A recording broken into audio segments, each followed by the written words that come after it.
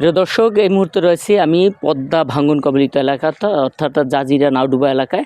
এখানে কিন্তু প্রায় 6 বার ভাঙ্গনের শিকার হয়েছে স্থানীয় লোকজন, অর্থাৎ ভাঙ্গনে কিন্তু নিঃস্ব হয়ে গেছে প্রায় 1000 পরিবার।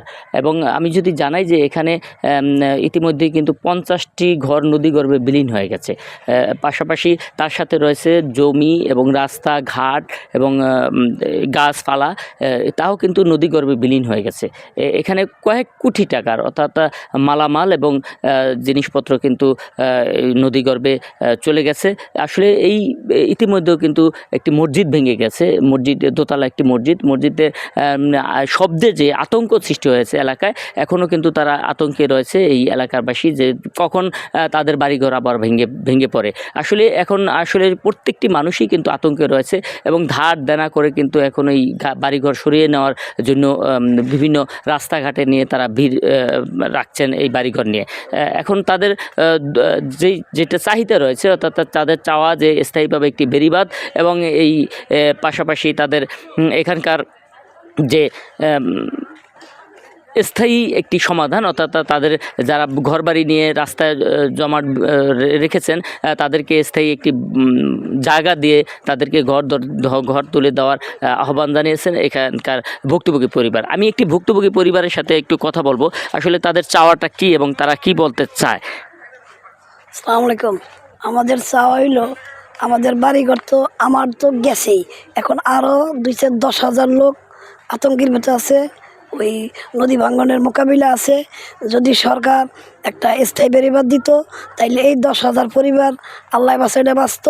এমনকি আমাকে সবারই যদি একটু পুনর্বাসন, একটু থাকার একটু জায়গা দিত, তাইলে আবার আমরা সবাই সন্তুষ্ট থাকতাম বা খুশি হইতাম। এই সরকারের নামাজ পড়া দোয়া করতাম। আর আমরা ওখানে খুবই অসহায়, আমাকে একটু জায়গার দরকার।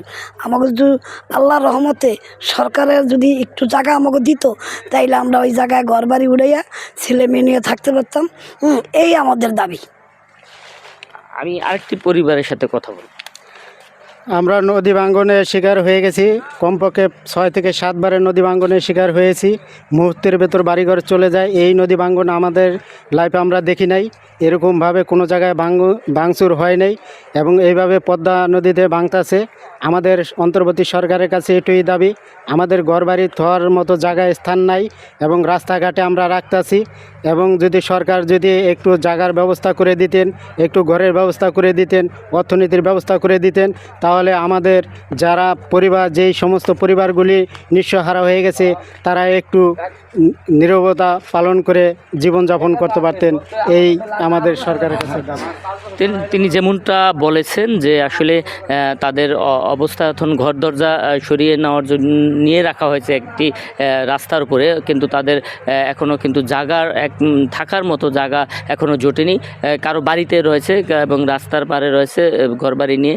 এখন তাদের দাবি একটাই, যে দ্রুত সময়ে তাদেরকে এখানে একটি স্থায়ী বেড়িবাঁধ এবং তাদের স্থায়ীভাবে কিছু থাকার জমি দেওয়ার জন্য তাদের আহ্বান জানানো হয়েছে। এ ছিল আমার শরীয়তপুরের নাওডুবা জাজিরা পদ্মা সেতু 0 পয়েন্ট থেকে।